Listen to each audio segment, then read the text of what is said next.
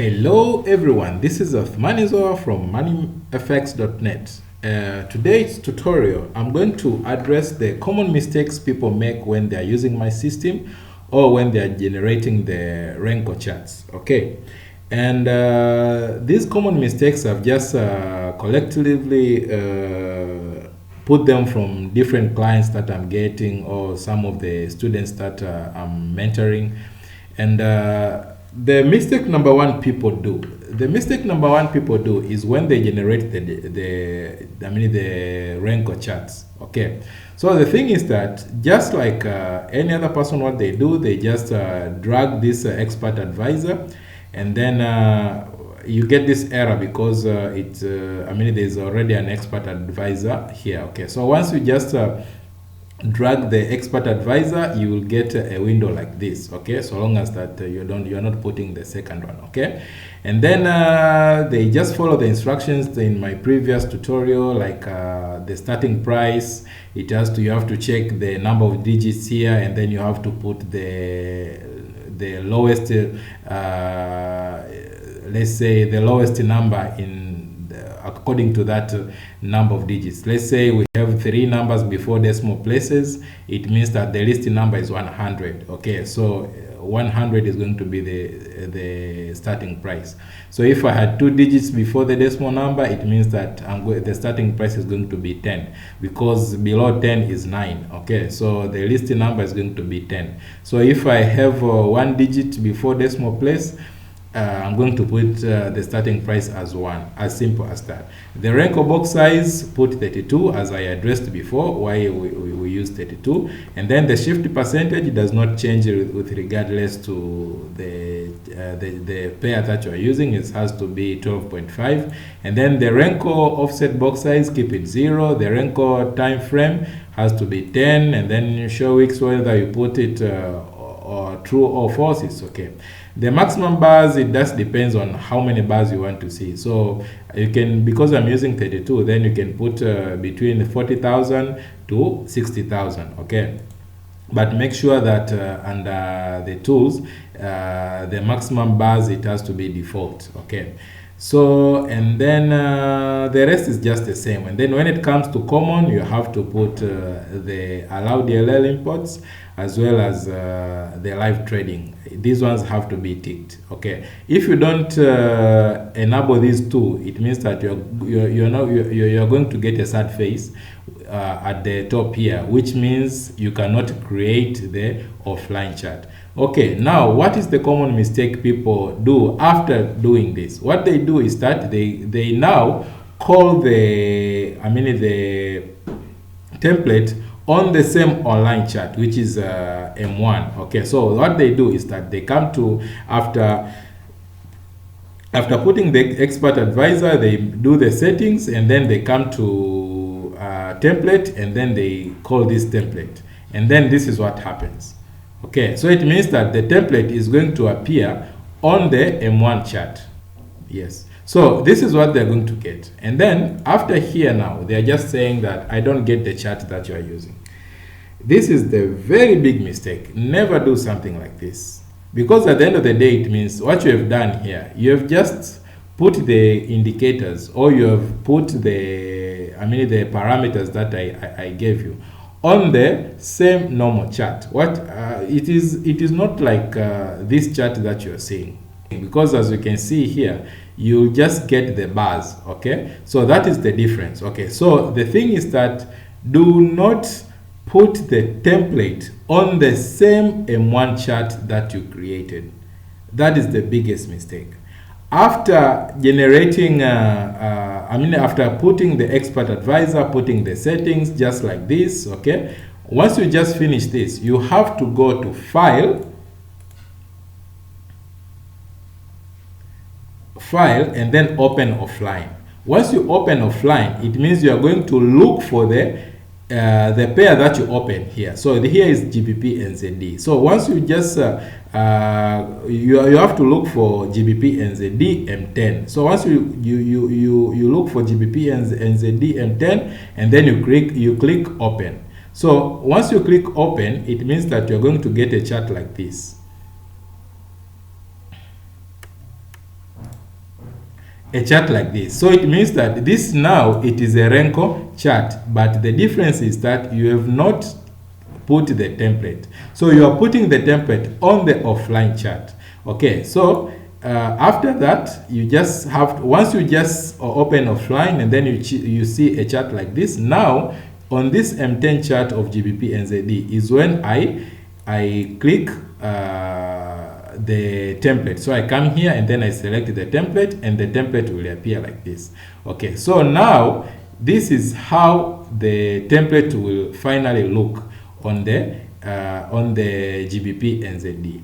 And then the other thing is that sometimes people, because what I've just done on my chart, if you want to see it bigger, you just zoom in or you zoom out, as simple as that. So let's say let's say that you zoom in and it's becoming bigger like this, and then you want to see the end of the chart. What you do, you just have to shift it to the end so that you see the end of the chart. So it is going to be something like this. Okay, so you can pull it and it's going to be something like this. If you want to zoom out, you just zoom out and then you can see even bigger part of your chart. As simple as that. No any other things that you do. So do not open on the same chart that you are doing. And then the other thing is that do not have, this is the mistake number 2.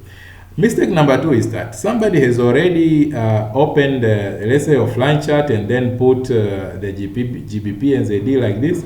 And then what happens is that you open again another GBP NZD. Do not open 2 offline charts at the same time, because the offline chart, the online chart will be confused that to which offline chart should I send the the data. Okay, so what you do, you have to close one of the offline chart. Okay, do not worry about these dotted lines. I was just explaining to somebody how the chart actually works. So let me just call back the the template, and then things are working fine. Okay, now we are going to mistake number 3. The mistake number 3 is that, let's say somebody has already opened the offline chart, okay, and then I don't know, for some reason they keep on going to online chart, and then they just going around these other time frames. Okay, do not click any other time frame so long as you have already created the offline chart. What you are doing is that you are just telling the offline chart is going to be confused that now where do we collect data? Do we collect data on M10, on M30, on H4, or on M1? But you have to remember that the least time frame that we have to collect data is M1, not H1, not day 1, not week 1, or month chart. Okay, so the thing is that once you have already created your offline chart, which is let's say GBP NZD here, you should never touch again the online chart. So long as that the smiling face is there, everything is fine. So you should never touch again the online chart for any kind of other reason. Do not even put indicators or other expert advisors on your online chart. Okay, so at the end of the day is that once you create the offline chart and then you keep going to online chart and change the time frames, what is going to happen is that you are going to distort the offline chart. Is not going to know that from which time frame is capturing the data, because the online chart is used to capture the data from the market, and then offline chart we are using it to interpret the data we captured from the market. And when you say to interpret the data, it means that where is the trend going, or where where do I buy or where do I sell? Okay, as simple as that. And then mistake number 4. Mistake number 4 a lot of people do is this one. And in fact, I just had a conference call with someone here, and then he asked me this question. Let's say you get a sell a sell signal. Let's say here's the best part to explain this.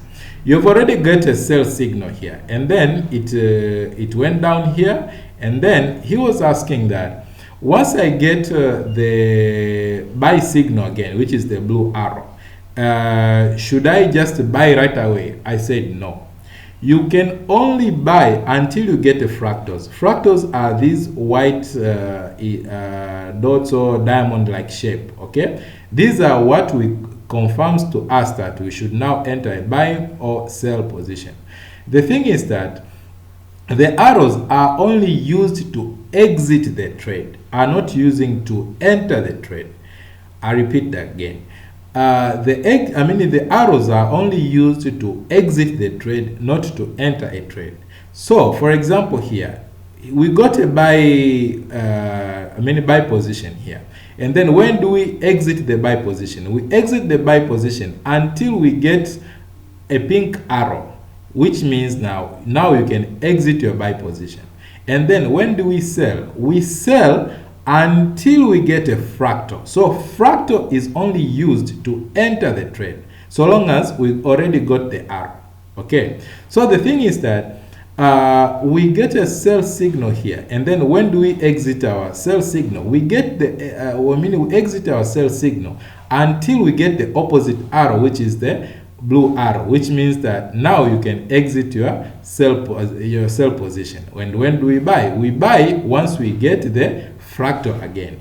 And as I pointed out that the market will always go between these boundaries of the regression channel. As I explained, the regression channel is these two boundaries, which there is the upper boundary with the red zone and the blue zone, and then the lower boundary, which is the blue zone and the red zone. So the market, this is how it will go. It will come from here, and then it went down to the red zone, okay? And then another move will come from here, and then it goes up, as simple as that. And then it comes from up again, it will go down. As simple as that. So the market will continue going in that zigzag mode, okay? So as I pointed out, right now we have already the we have already the blue zone, we have already the blue arrow here, and then behind the blue arrow here there's a fractal. So let me just, if I delete this indicator, no, it's in fact